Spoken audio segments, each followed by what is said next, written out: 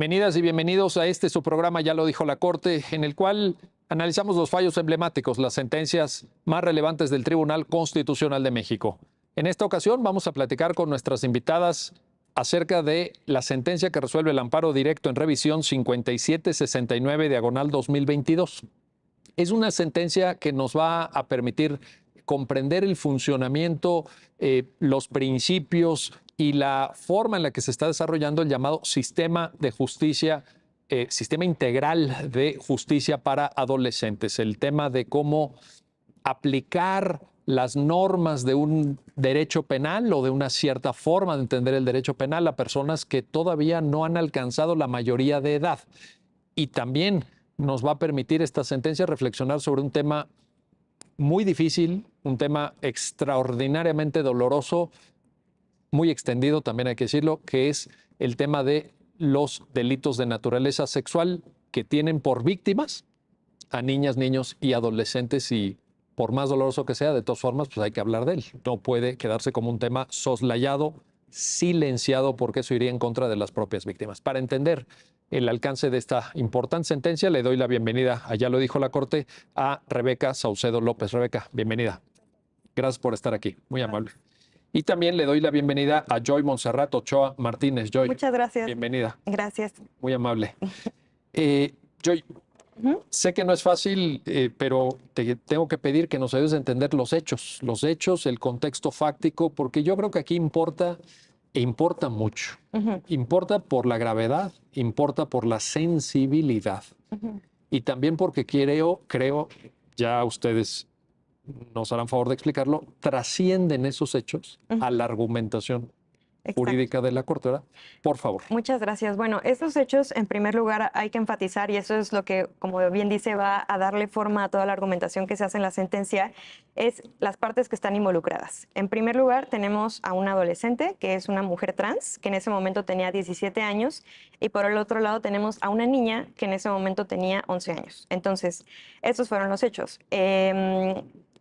La adolescente, que en ese momento, como ya bien decía, tenía 17 años, condujo a la niña a un motel a que sostuviera relaciones sexuales con un hombre adulto que era amigo del adolescente a cambio de una cantidad de dinero. Y bueno, entonces esto, seguido la secuela procesal, se formuló imputación en contra de la adolescente por el delito de corrupción de menores en su modalidad de inducir a la realización de una conducta sexual prevista en el artículo 237 del Código Penal para el Estado de Guanajuato. Ya le pasó. Esto sucede en Guanajuato, ¿verdad?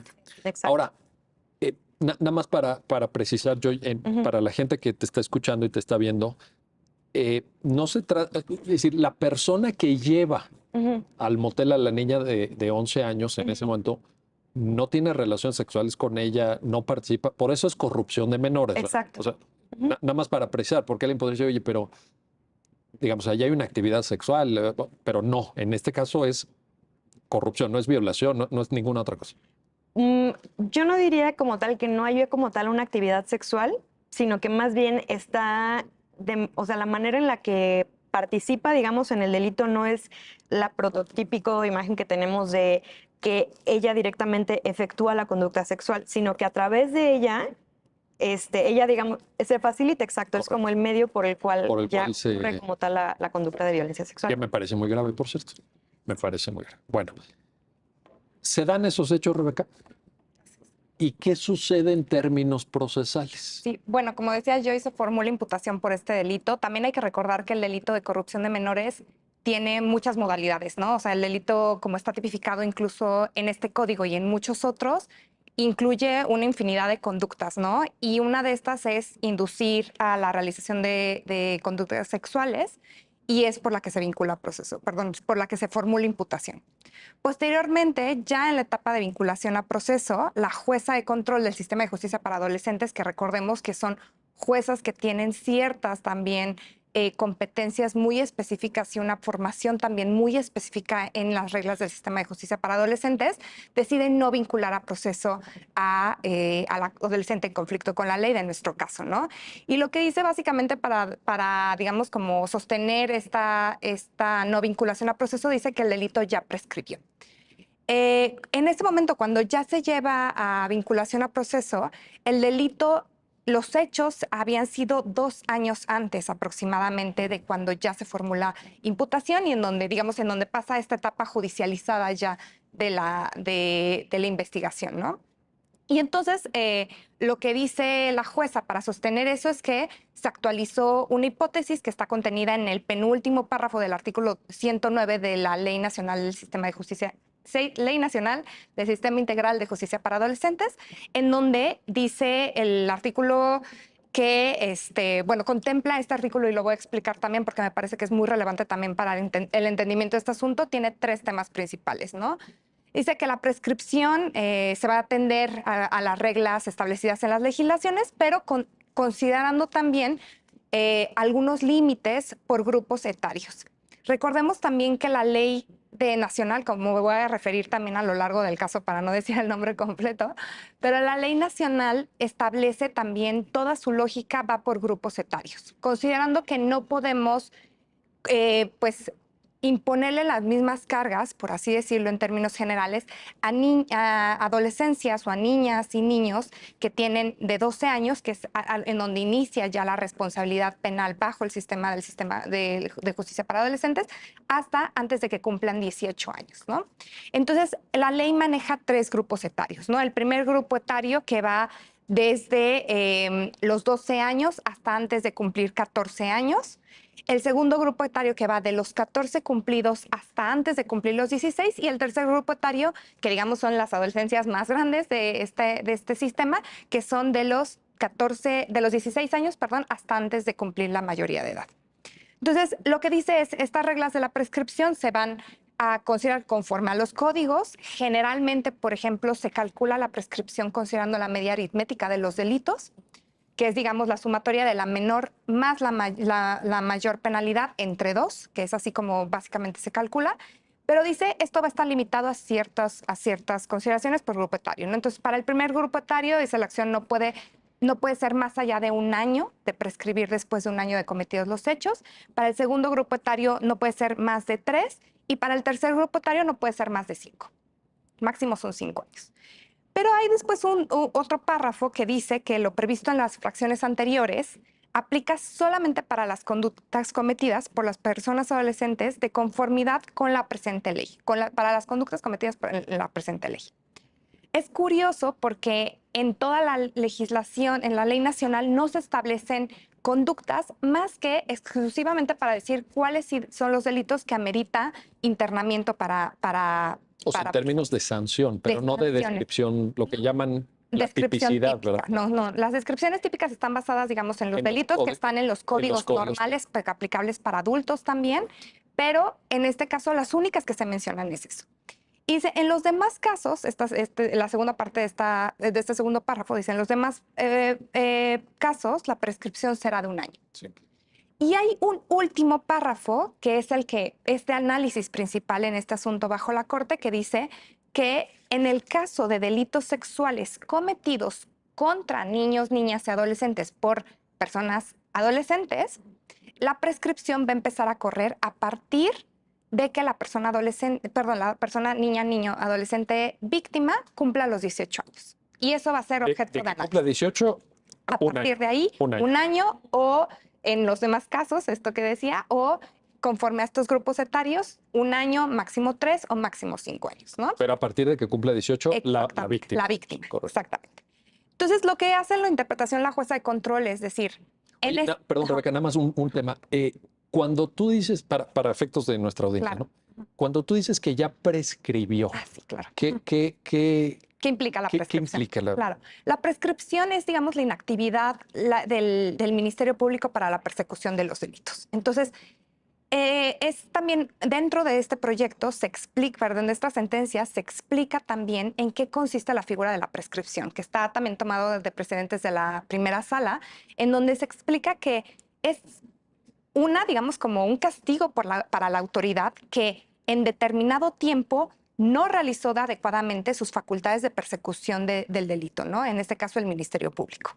Entonces, lo que implica también es, por supuesto, una seguridad también para la persona para la ciudadanía contra la que pues, se sigue un delito, para que no esté pues, indefinidamente la posibilidad de que le persigan un delito. Imaginemos el supuesto, digamos, como absurdo, ¿no? Pero una adolescencia precisamente que tiene a los 16 años, comete pues, posiblemente un hecho constitutivo de delito y que a los 55 años vienen después a reclamarle esa conducta, ¿no? Eso no podría ser.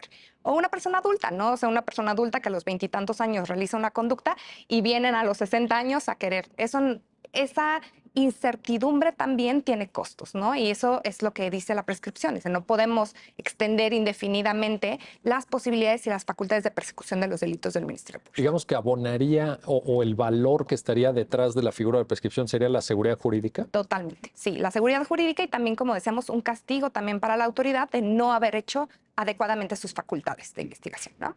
Entonces, la jueza hace una interpretación, volviendo al tema de la vinculación a proceso, y dice, en este caso no es una conducta de las establecidas en el código, que el único en donde establece es el 164 para los delitos que merecen internamiento, y como digamos entra dentro de esta segunda parte del penúltimo párrafo de este artículo 109, dice es un año el plazo de prescripción, y en este caso evidentemente ya pasó más de un año, ¿no? Entonces, además, hay otra consideración que toma la jueza de control y que va a ser también el punto, digamos, principal sobre el que va a versar el análisis de la Corte, y que dice, en este caso no se trata de un delito sexual porque el delito de corrupción de menores no está en el capítulo del Código Penal de Guanajuato que es sobre las conductas sexuales, sino es que estaba en otro capítulo que era sobre delitos contra el desarrollo de personas menores e incapaces. Entonces dice, como no está en el capítulo de delitos sexuales, entonces no es un delito sexual. Oye, déjame entender esta parte. Digo, yo sé que ahorita lo vamos a analizar con detalle, pero para entender en el punto en el que nos encontramos exactamente en tu narrativa. Lo que se estaba ahí manifestando es una cuestión, déjame ponértelo así, formal de técnica legislativa. Totalmente. Si lo pusiste aquí y no lo pusiste acá. Ajá. Entonces, como tú lo pusiste aquí, yo digo que es un tipo de delito. Exacto. ¿No? Ese es el...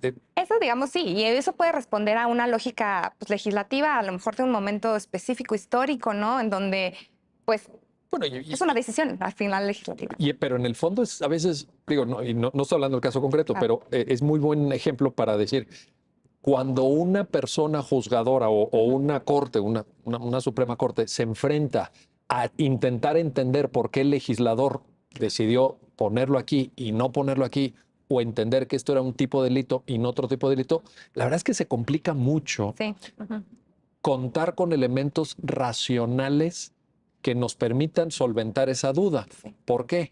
Pues porque a veces los debates legislativos en México, digo, y lo digo con todo respeto, pero no son de mucha calidad o no explicitan muchas veces las razones, o a veces se hacen dictámenes legislativos que reúnen varias iniciativas hasta de legislaturas anteriores que se fueron quedando en la congeladora y todo.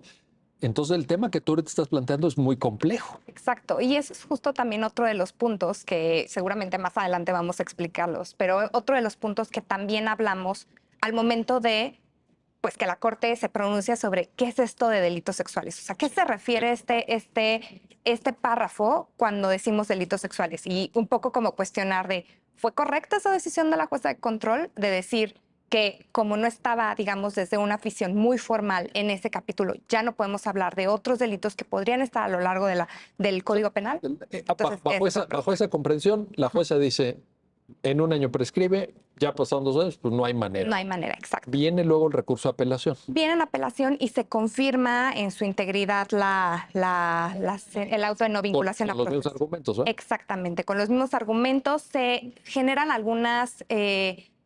por ejemplo, se da una vista al DIF, que también eso es importante, una vista al DIF estatal para tomar ciertas medidas a favor de la integridad también de la niña víctima, en este caso.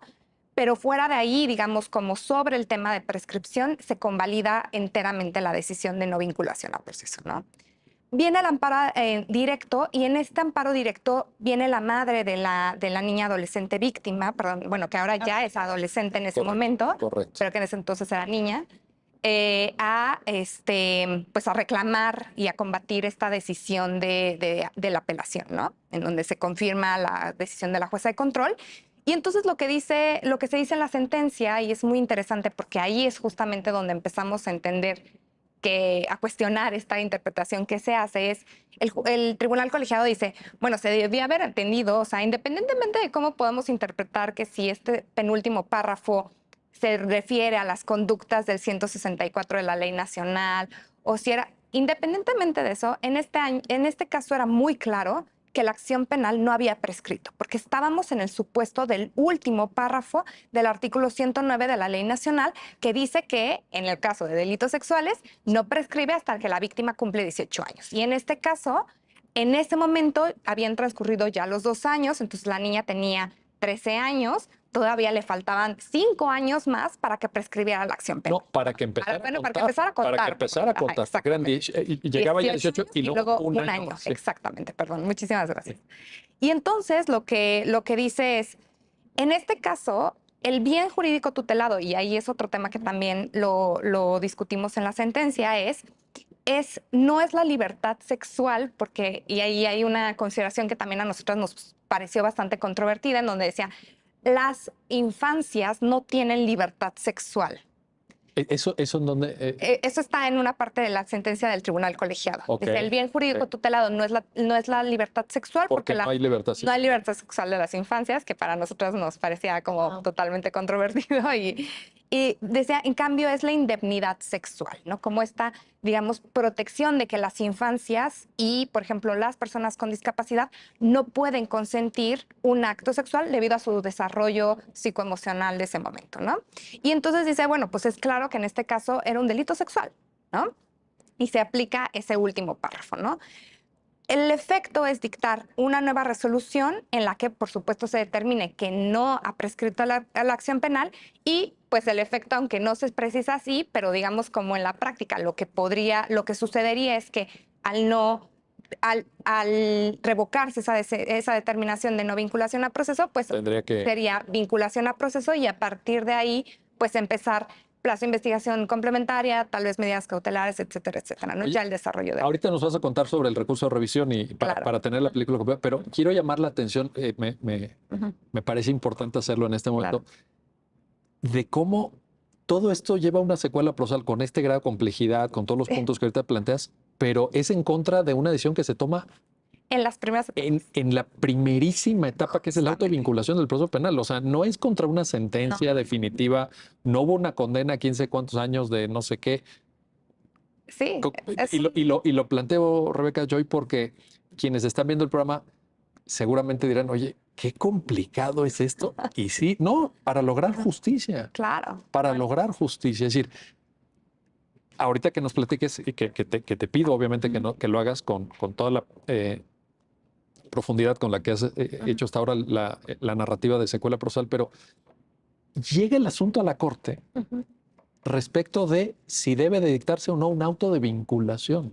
Fíjate Así cómo efectivamente me trae a la memoria esa famosa frase de Rudolf von Jering, cuando en ese ensayo fantástico de la lucha por el derecho dijo, por el derecho hay que luchar. Sí. Y hay que luchar todos los días, y hay que luchar de manera denodada, porque si no, no obtienes justicia. Claro. Este caso lo ilustra. Este caso lo ilustra, pero también me parece que este caso es súper ilustrativo de cómo desde estas primeras etapas ya se pueden hacer juzgamientos o decisiones con perspectiva de género. Y esa a veces es una cosa que Oye, está muy... Y se deben. Y se deben, ¿no? Se Pero deben. creo que es una cosa que a veces, como lo vemos como de, es que es una cosa que pensamos que es acotada a la sentencia. Y no, creo que es algo que puede, bueno, desde la investigación, por supuesto, con las autoridades ministeriales, ¿no? Pero en juzgar con perspectiva de género implica también que desde estas etapas preliminares podamos empezar a tomar decisiones que ya tienen perspectiva de género, ¿no? Y ese es justo un ejemplo de cómo en una etapa tan primitiva, por así decirlo, del proceso, se pueden tomar decisiones con perspectiva de género, ¿no? Cuando se plantea en contra de lo que decide el colegiado el recurso de revisión, ¿qué pasa? Exacto. Viene inconforme con esa determinación en donde, pues, definitivamente le afecta al adolescente en conflicto con la ley. Viene esta adolescente a la revisión y plantea unos argumentos muy interesantes, la verdad. El primero, que lo califica como una violación al principio de taxatividad y que después en la sentencia se aclara que no es precisamente lo que quiere decir como taxatividad, pero dice lo que la interpretación que hace el colegiado viola este principio porque considera que el delito de corrupción de menores es un delito sexual y en realidad retoma, digamos, las consideraciones de la jueza de control y dice, y no está contemplado en el capítulo de los delitos sexuales en el Código Penal de Guanajuato. El segundo argumento que hace, que es también parte de las consideraciones que analiza la Corte, dice, el artículo 109, último párrafo de la Ley Nacional, viola el principio de igualdad porque establece un trato diferenciado, injustificado entre adolescencias que están, digamos, en conflicto por otros delitos y que no es en contra de menores, y las adolescencias que están en conflicto con la ley por delitos sexuales cometidos en contra de personas menores. Y eso estiman que es una discriminación. Es una discriminación, exacto. Recordemos que en la, digamos, como en la doctrina de la discriminación, no todos los tratos desiguales son discriminación, pero sí los que son injustificados, ¿no? Y entonces aquí dices, no tiene justificación este trato diferenciado entre las personas adolescentes, ¿no? Eso es lo que Eso es lo que dice, lo que argumenta sí. la adolescente en conflicto con la ley penal, ¿no? Y además dice que esa porción normativa, al mandar el inicio del plazo para la prescripción a partir de los 18 años, rompe con toda la naturaleza del sistema de justicia para adolescentes, porque implica que esta reinserción y reintegración social y familiar, que son las finalidades del sistema, que eso también hay que aclararlo porque eso también es, en realidad esas son finalidades de las sanciones y no del sistema, que eso lo voy a aclarar ahora, rompe con eso, ¿no? Porque pues retrasa, digamos, esta celeridad que tienen que tener los procedimientos bajo el sistema de justicia para adolescentes, ¿no? Entonces llega este caso ya, digamos, con estas condiciones de todo lo que hemos explicado a la Corte y es lo que vamos a analizar en esta sentencia. Perfecto. Hasta ahí llegamos. Ahora, Joy Ochoa, a ver, te planteo, porque pues este panorama es complejo. Sí. Es complejo en lo procesal, ya lo vimos, y es complejo en lo sustantivo. Y Sí. respecto a lo sustantivo, te quiero plantear esta cuestión. El delito de corrupción de menores, ¿es o no un delito sexual? Y el tema de cómo engarzar esto en el contexto de las diferentes hipótesis del 109 de la Ley Nacional. Porque yo creo que en el fondo esa es la discusión. Ese es el punto. Digo, hay otros temas, ahorita vamos a ver otros temas, pero ¿qué nos dice ahí la sentencia? ¿Cómo debemos entender esta parte? Y bueno, y ya te haré más adelante otra segunda pregunta sobre por qué de pronto en la abogacía somos tan formalistas de ver no la conducta en sí, de fondo, sino dónde le puso el legislador o bajo qué título está. Oye, sí, pero ¿qué le pasó a la víctima? Pero bueno, si quieres, vamos por partes. Ok, esa es una pregunta súper interesante y aquí me gustaría hacer un pequeño preámbulo, no con consideraciones de la sentencia, sino con consideraciones de lo que está pasando en el mundo, ¿no? Entonces, algo que nos han regalado los feminismos y que creo que notamos con muchísimo énfasis a partir del Me Too es que no podemos tener un catálogo exhaustivo de conductas sexuales. O sea, el Me Too lo que nos demostró es la prevalencia de este tipo de violencia, o sea, que no discrimina edad, género, posición de poder. Vemos el caso de Harvey Weinstein, ¿no? De todas estas actrices famosísimas, súper privilegiadas, etcétera, que aún así fueron víctimas de violencia por parte de esta persona. Y también que el catálogo de conductas que nosotros quisiéramos hacer nunca alcanzaría a abarcar todos aquellos supuestos en los que se puede dar la violencia sexual. Sin embargo, pues obviamente estamos partiendo de derecho penal. Tenemos que tener, o sea, no podemos dejarlo tan ambiguo, ¿no? Pero sí tenemos que partir de esta perspectiva y es lo que se trata de aterrizar, más bien lo que se aterriza en la sentencia, que es que para entender violencia sexual se tiene que partir de una concepción amplia de este tipo de conductas. Y, por ejemplo, justo en este caso también creo que es otro de esos ejemplos en los cuales, con una visión, yo creo, más garantista, nos demuestra la Corte que no es tanto de privilegiar la forma por el fondo. La forma es importante, pero al final del día son estas cosas como que ya viéndolas, ya como, digamos, todas las cartas sobre la mesa, exacto, no no es, es absurdo, ¿no? Caeríamos en un absurdo si estamos privilegiando la forma. Pero además, a mí me parece, yo coincido en que las formas importan en el derecho, pues no podemos negarlo. Vaya, es uno de los pilares de la civilización jurídica contemporánea, Ujú. pero también, Joy, ¿no crees que hay lo voy a decir así, perdón, coloquialmente, pero no, hay de formas a formas? Es decir, Sí. yo entiendo que una forma sea el respeto de un plazo procesal. Bueno, sí. Ujú. Acredítame la personalidad en los términos que la ley aplicable al caso concreto señala y establece como requisitos. Está bien. Ujú. Pero que si el legislador lo puso aquí, que si lo puso, o sea, Sí, hay de formas a formas, no sé. exacto. Y a veces que los abogados, las abogadas, y Sí. sé que todo el mundo tiene que hacer su trabajo, ¿eh? No es una crítica a quien ejerció en su momento la argumentación en estos términos, vaya, Sí. por la razón que sea, así decidió hacerlo. Ujú. Pero me parece que el hecho de que un tribunal asuma esos argumentos, Ujú. pues sí refleja una postura y una visión del derecho súper formalista.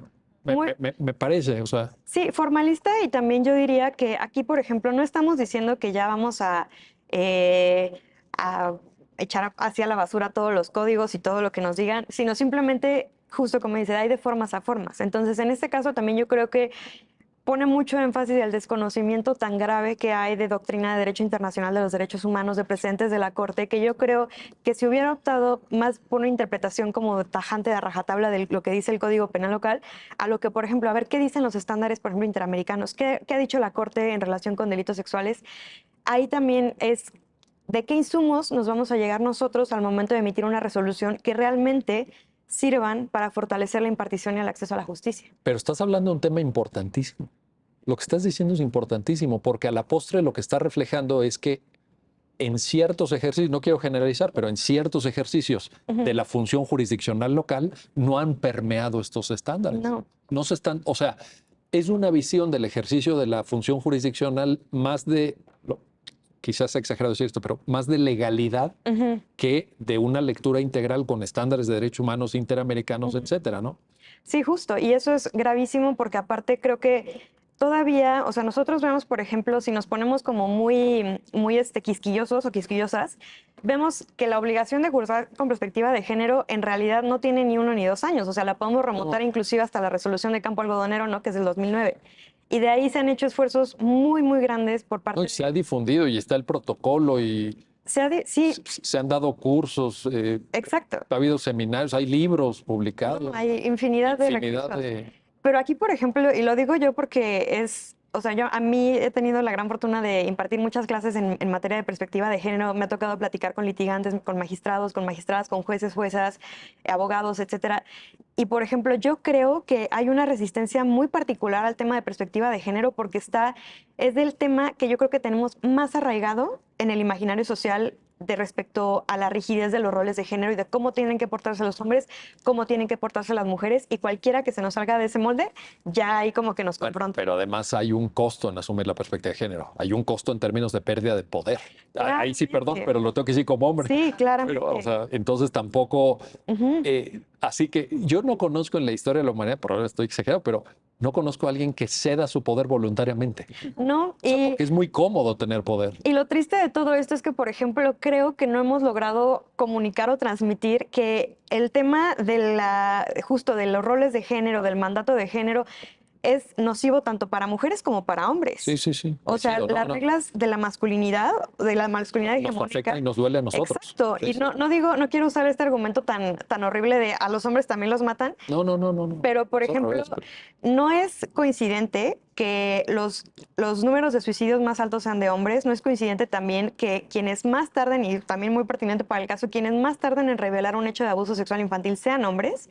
Tampoco es coincidente, por ejemplo, que quienes tengan un principal uso, o sea, quienes tengan muertes asociadas al abuso de sustancias sean principalmente hombres. O sea, sí le representa Y la muchísimos masculinidad problemas. es tóxica.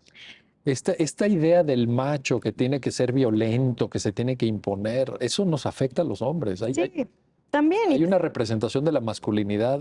Sí, cualquiera que se salga de este molde de masculinidad hegemónica va a ser sujeto de una sanción, y también el derecho, a su vez, perpetúa este tipo de roles de género. O sea, son una jaula. por ejemplo, vemos que en sentencias nosotros vemos mucho, por ejemplo, la aplicación de estereotipos al momento de guardia y custodia, ¿no? Que el papá no es el más adecuado para cuidar porque la mamá biológicamente se supone que es la que mejor puede cuidar de sus hijos e hijas, ¿no? Y es como de, a ver, les niegas tú el derecho tanto de los niños y niñas a convivir con su padre como del padre, pues, a tener también, pues, una voz y voto de decisión en la vida de sus hijos, ¿no? Pero a la postre subsiste una visión formalista del derecho. Claro, pero aún así, es que eso es lo bonito de la perspectiva de género, que tenemos una doctrina muy vasta a la cual podemos voltear a ver para construir argumentos. Y probablemente yo no quiero decir que sea como por, quizás no en la mayor, no en muchos casos sea necesariamente como por una resistencia recalcitrante patriarcal de decir, no, esto yo no quiero eso es cambiar las formas, yo quiero quedarme con la visión tradicional. Pero también por otro lado creo que sí tiene que ver con desconocimiento o también tiene que ver que es muy complicado luego si uno no tiene como un poco, y eso también es algo de lo que yo siempre digo, que nos hace falta empaparnos de otras disciplinas Sí. para entender bien y aplicar concretamente los criterios. O sea, por ejemplo, nosotros para este asunto estudiamos informes clínicos, estudiamos doctrina desde feminista, de derechos de niños y niñas, médicos, o sea, en materia de testimonio infantil, o sea, De la Comisión Interamericana. de la Comisión Interamericana, de la Relatora Especial de Violencia contra las Mujeres, o sea, la verdad nos urge como personas, sobre todo, tanto que estamos participando desde los dos lados de la impartición de la justicia, empaparnos de eso, porque la verdad es que el derecho nos da una visión muy miope de lo que realmente podemos hacer para la resolución integral de problemas. Esto me lleva a recordar aquel famoso adagio de acuerdo con el cual, pues, para ser abogado o abogada, pues, hay que saber de muchas cosas, además de derecho. Exactamente. Que no solamente derecho. Justo. Déjenme hacer una pausa. No se vayan, estamos platicando con nuestras invitadas sobre el amparo directo en revisión 5769 diagonal 2022 y pues ya lo han visto, la complejidad para aplicar la Ley Nacional del Sistema Integral de Justicia para Adolescentes, las prescripciones y la protección para las víctimas de delitos sexuales. Regresamos.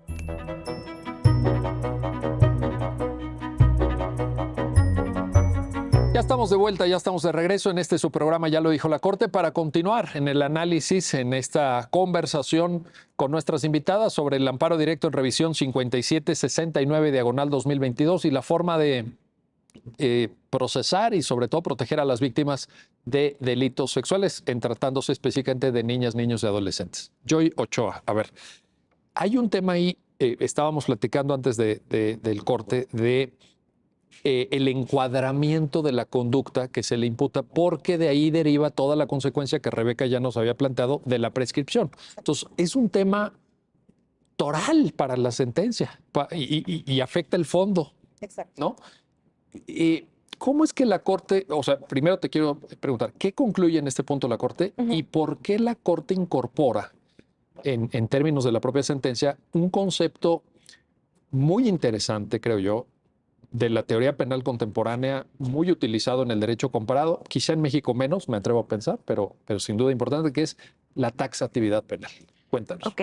Bueno, en este caso, en su recurso de revisión, la recurrente, que es la adolescente imputada, se dolía de que el término delitos sexuales no era taxativo, o sea, que no era claro para la persona, o sea, que el término delitos sexuales no era lo suficientemente claro para quienes estaba destinado, ¿no? O sea, como para las personas justiciables no llegaban a entender qué era delitos sexuales. Lo que mencionaba el 109 no se sabía a qué universo de conducta regulaba. Ajá. El término, o sea, lo que ella planteaba es que esa violación, o sea, como al momento en el que el colegiado dijo que el delito de corrupción de menores entraba dentro de este término delitos sexuales, ella decía que no, porque recordemos que no estaba dentro del catálogo de estos delitos que estaban en el capítulo de delitos sexuales. Entonces, aunque lo plantea como taxatividad, recordemos que el principio de taxatividad se refiere, o en materia penal, es a estos a que los términos sean claros para la ciudadanía, ¿no? Entonces, por ejemplo, se ha visto mucho en en tipificaciones de delitos, ¿no? En donde hay delitos que, por ejemplo, si vemos el delito de homicidio como está tipificado, que sea claro que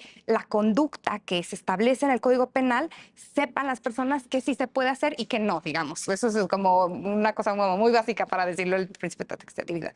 En este caso no era un planteamiento de taxatividad, o sea, porque no se estaba doliendo de que el término de delitos sexuales fuera amplio o que no fuera entendible. Lo único que estaba diciendo es que en el caso, digamos, que del delito que a ella se le imputó, que era corrupción de menores en la modalidad de realizar conductas de inducir a la realización de conductas sexuales, no encuadraba en ese término de delitos sexuales, ¿no?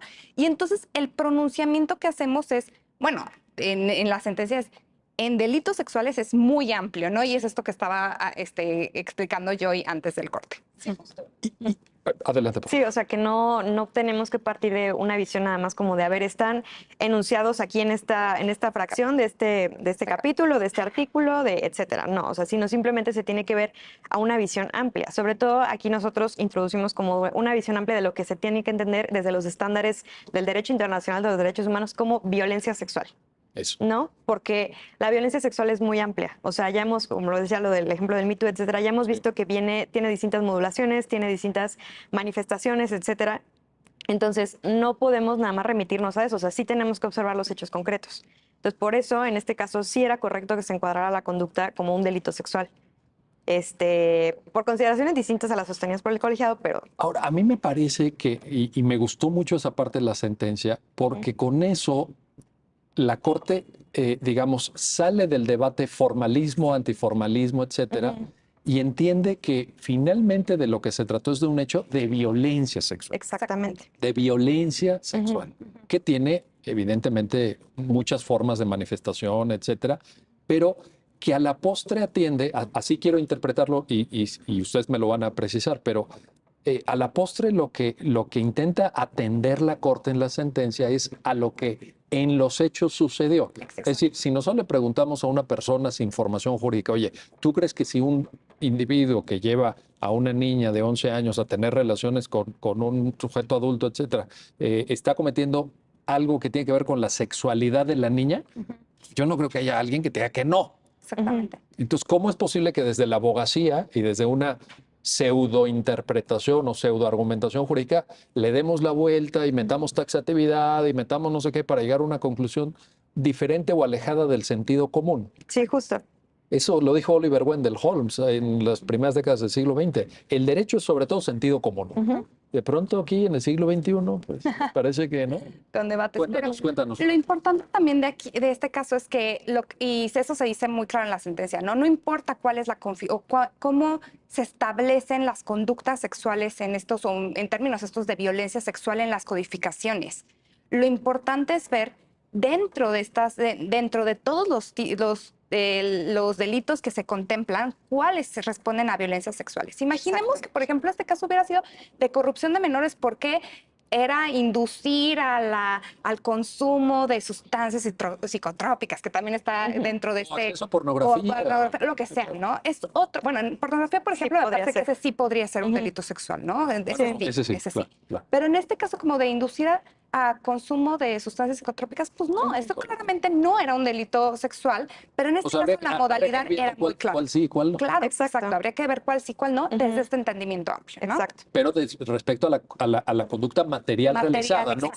Es que en el código, no sé qué, hay un capítulo donde dice, es que dice ahí, fíjate qué dice el título. No. Pero ¿cómo crees que eso va a ser un argumento que pueda derrotar lo que sucedió en la realidad? Exactamente. Ese es el tema. Que a Y veces, esa es la idea de... Pero ¿cómo nos cuesta eso? Bueno, a ver, hay un yo te planteo también, hay una parte en la sentencia que me parece extraordinariamente importante en donde, y también para que la opinión pública sepa y esté sensible frente a esto, en donde la Corte explica por qué tiene que haber un sistema especializado en sus distintas instancias, en sus distintas etapas, etcétera, de justicia para adolescentes. Porque alguien puede decir, y de hecho en nuestro país vecino del norte, como ustedes saben, pues las reglas son diferentes. Claro. Alguien puede decir, oye, pero si fulano, mengano, mató, violó, participó en hechos de corrupción de menores, etcétera, pues que sea juzgado. ¿Por qué? ¿Por qué? Porque, a ver, ¿por qué se le va a dar esta ventaja? ¿Por qué se va a crear un subsistema más garantista con términos de prescripción más acotados? Justo. ¿Por Bueno, qué? ¿Y cuál sería la respuesta? creo que eso es súper interesante y también esto tiene que ver mucho de cómo hemos entendido a los niños, niñas y adolescentes en el derecho, ¿no? O sea, primero está esta concepción como muy, muy paternalista, que prácticamente los niños y niñas, adolescentes se consideran la propiedad de sus padres y que tenían absoluta disposición de hacer con ellos lo que quisieran. Después, ya con la adopción de la Convención sobre Derechos del Niño y otros instrumentos y también con lo que viene en el artículo 4 constitucional, pues ya no son como seres tutelados, no se ven como seres tutelados, sino como verdaderos titulares de derechos humanos. Entonces, también atendiendo a eso, tenemos que reconocer, porque pues es algo innegable, que los niños, niñas y adolescentes tienen características distintas a las de una persona adulta. ¿Por qué? Porque sus capacidades están en proceso de formación o de desarrollo. Entonces, por ejemplo, está todo, esto lo podemos ver como también desde pediatría, ¿no? El tema, por ejemplo, de la formación de tu lóbulo frontal, ¿no? Esto no viene en la sentencia, pero como un dato. Antes pensábamos que tu lóbulo frontal se acaba de formar como por ahí de los 18 años y ya la evidencia más reciente dice que inclusive sigue formando hasta los 26.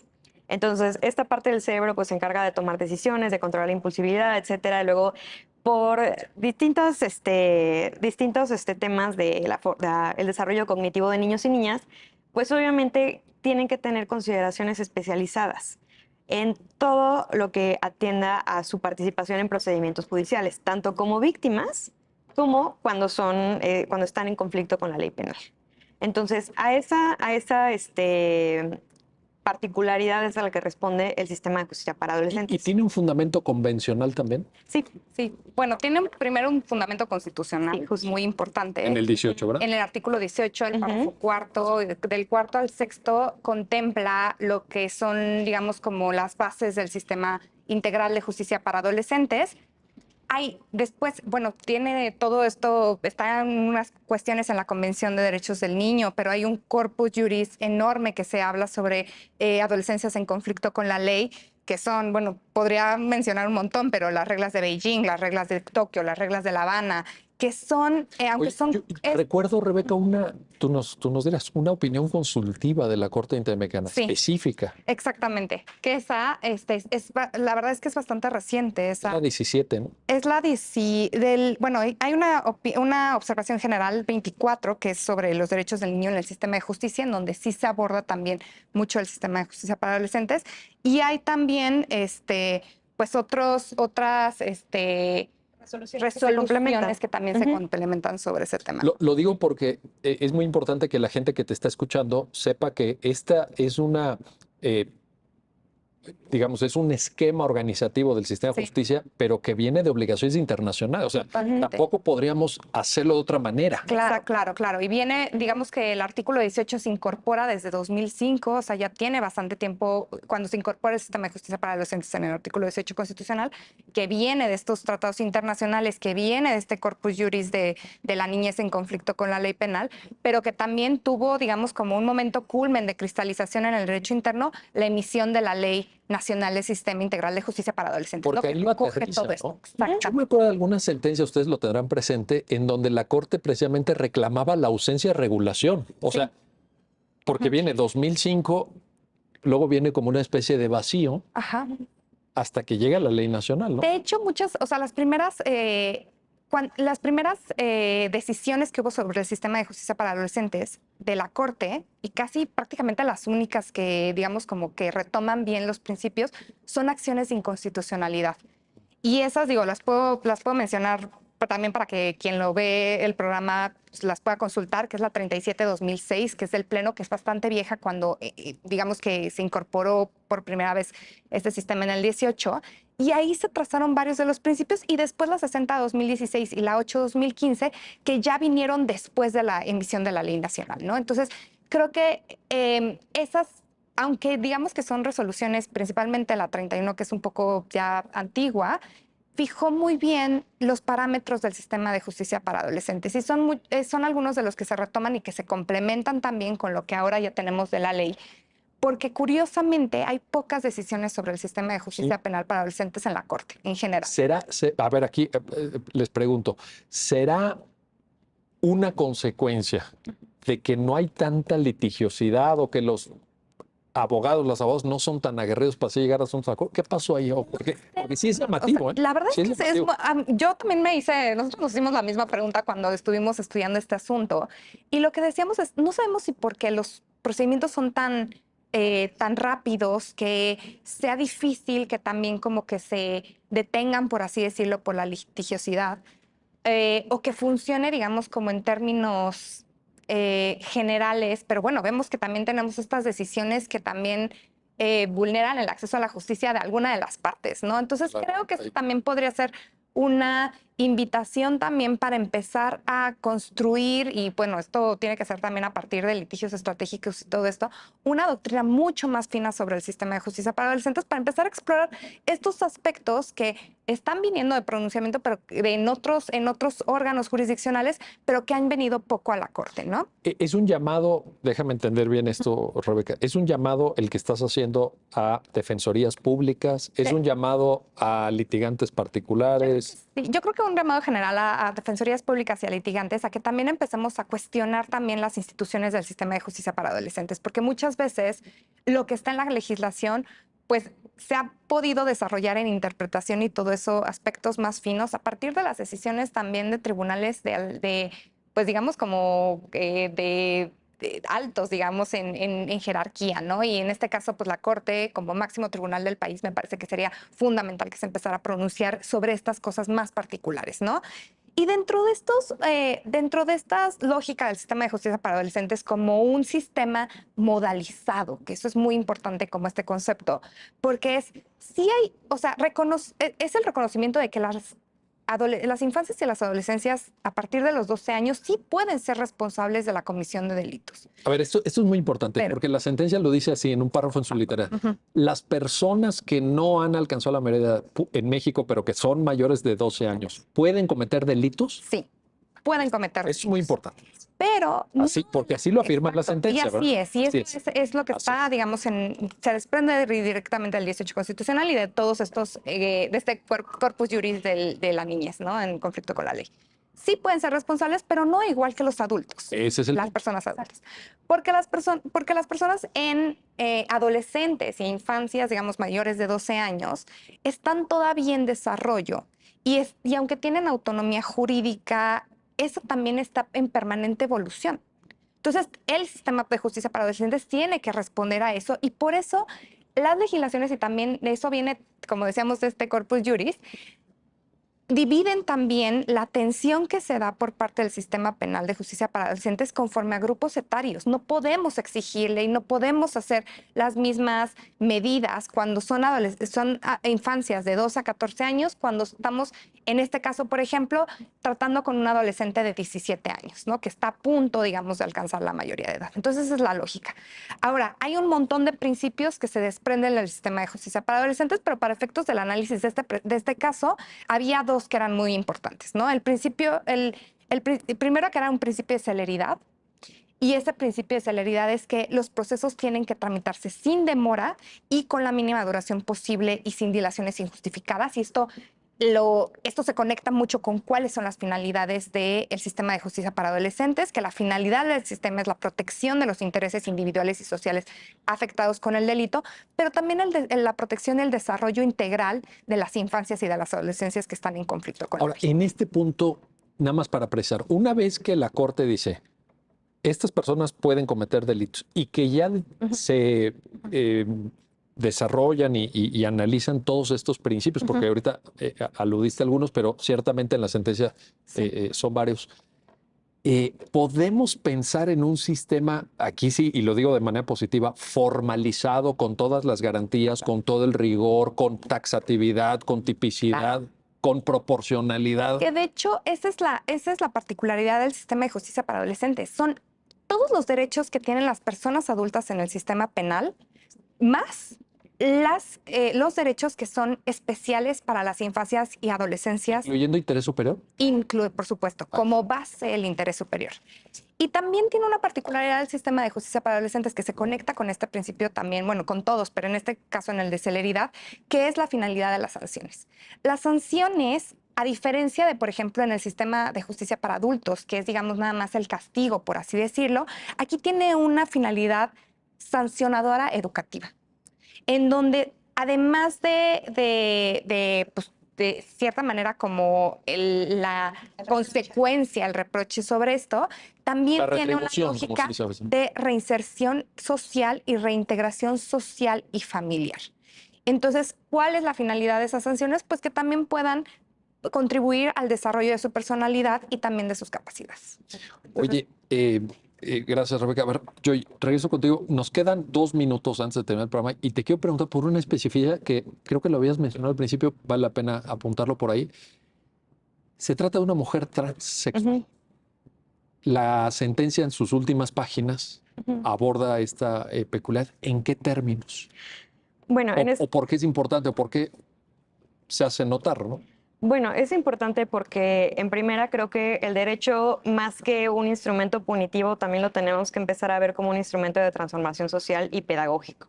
Entonces, en este caso, sí, la persona imputada es una adolescente trans y nosotros notamos que a lo largo del procedimiento ella sufrió distintas formas de discriminación en su contra, como por ejemplo que no se refirieran a ella por el nombre y los pronombres que ella escogió.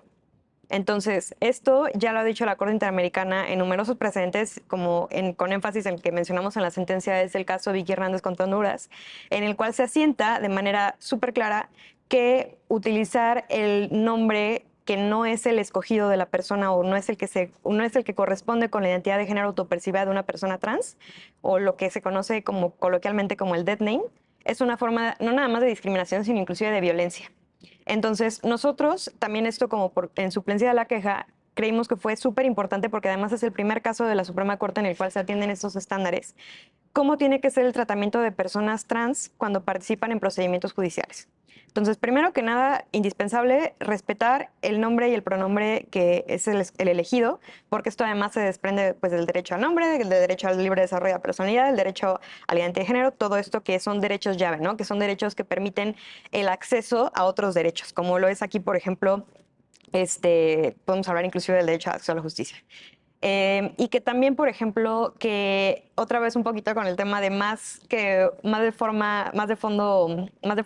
de fondo, que aquí, por ejemplo, también no había duda de la identidad de la adolescente. Correcto. Sin embargo, siempre se vio como la necesidad como muy formalista, muy rígida, de asentar su nombre anterior como un alias, o más bien su nombre escogido como si fuera un alias, y asentar registralmente su nombre anterior, que era claramente el que ella no se identificaba y no se sentía cómoda que se refirieran a ella por eso. Que estaba en sus documentos Que oficiales. estaba en sus también. documentos oficiales. Entonces, aquí, como por un lado, por el lado del respeto al derecho a la identidad de género, que es un derecho que ya está también súper cimentado, tanto constitucional como convencionalmente, como por interés superior de la niñez, pero se puede aplicar no nada más, esperamos que esto no nada más lo retomen para casos de personas adolescentes, sino también para personas adultas, que a ver, si ya no hay duda sobre la identidad de la persona, no se tiene que poner otra vez, o sea, hacer anotaciones o algún otro tipo, digamos, de testar o lo que sea, porque al final del día esto sigue siendo una forma de violencia. Y otra cosa importante de este caso también creo que nos ha faltado mencionar,